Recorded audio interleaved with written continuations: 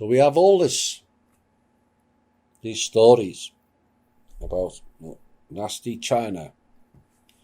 They're taking over our jobs and our businesses and the software. And then you have this story. The public is told to be against China, whilst our government is blatantly funding Chinese companies.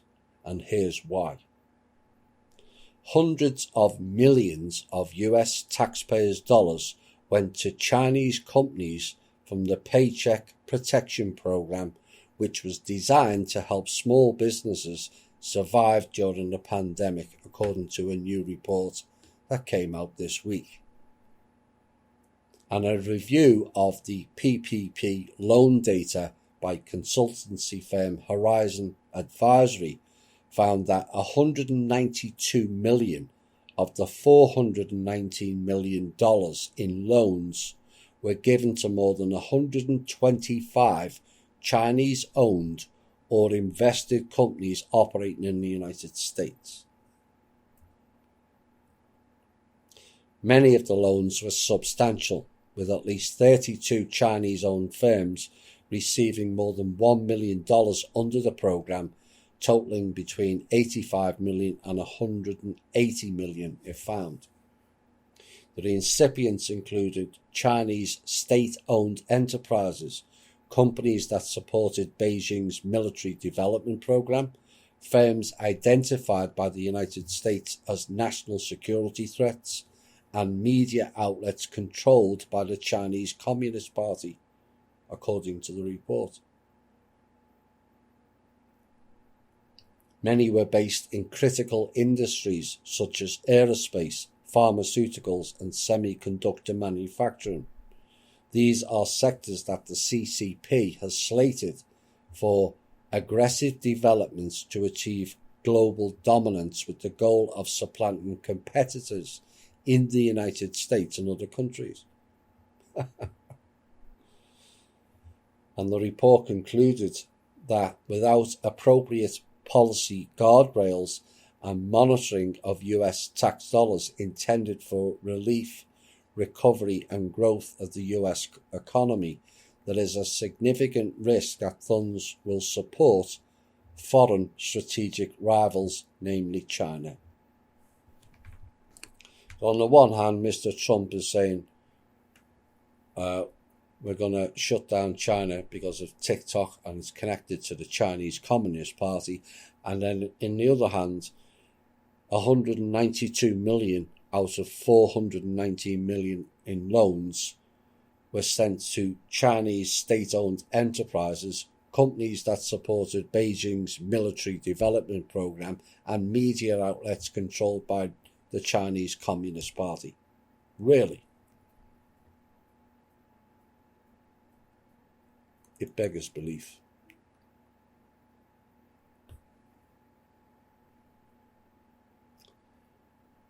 And whilst we're giving money away to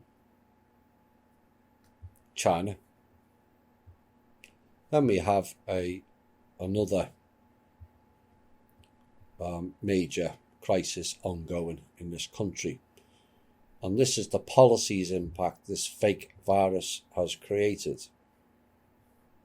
Now, as the coronavirus infection spread across the country in February and March, it shuttered businesses and led to massive job losses. Unemployment soared. States and the federal government rolled out a medley of eviction moratorium to help people keep a roof over their heads. All very good.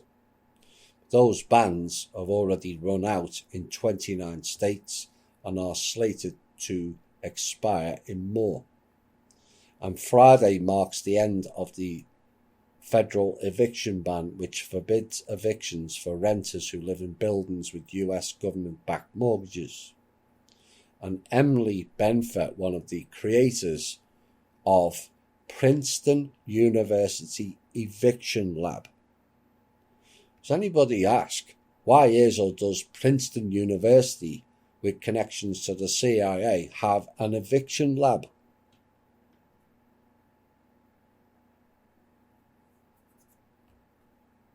beggars belief. Why is that not in a government department? Just who is running this country? These universities like Harvard and Yale and Princeton? Or is the actual government supposed to be running it from DC? And again, these are the questions that American people need to ask.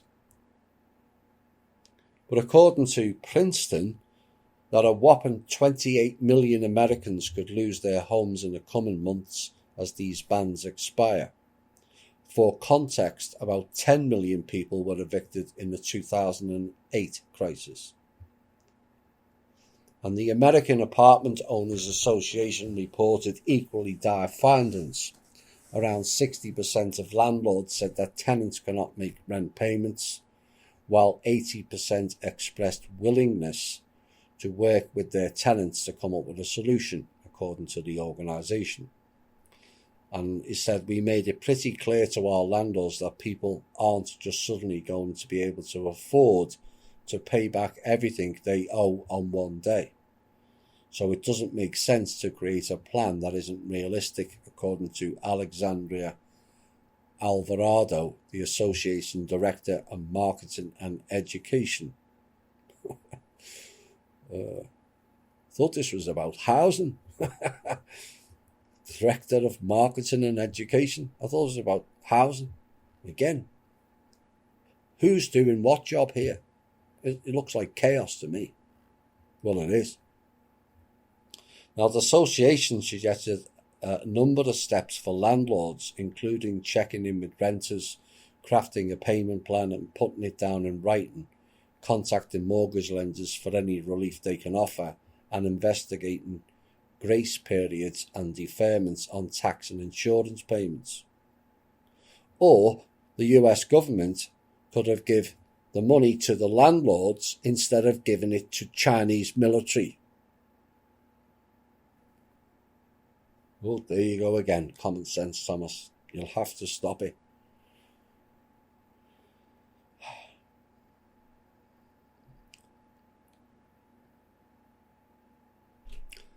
We could have also used the money to help these people losing homes.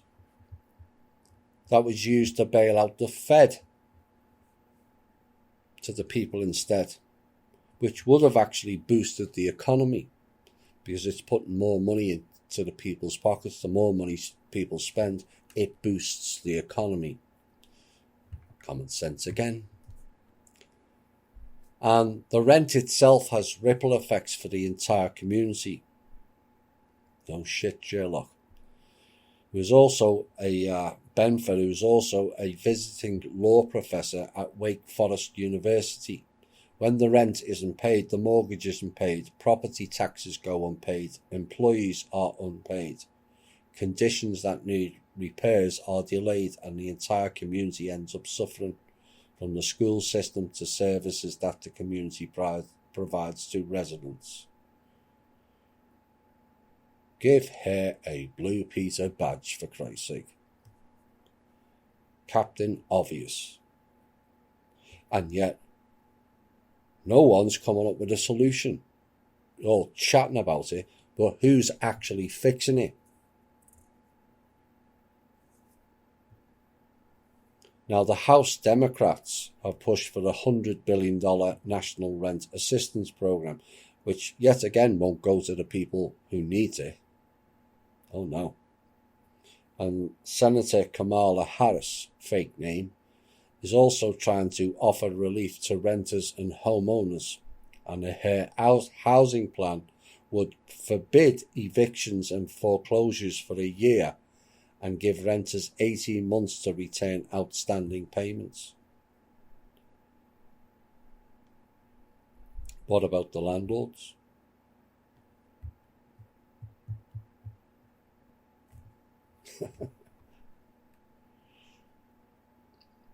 However, neither idea has gotten very far with Republicans. That's because the two of them, between them, seem totally incapable of running anything currently. What has been done? What has been fixed? I've seen a lot of trust money being sent to bail out the Fed, all kinds of other money given to Chinese foreigners, as Mr. Trump calls them, and zero to the American people, whose money it actually is.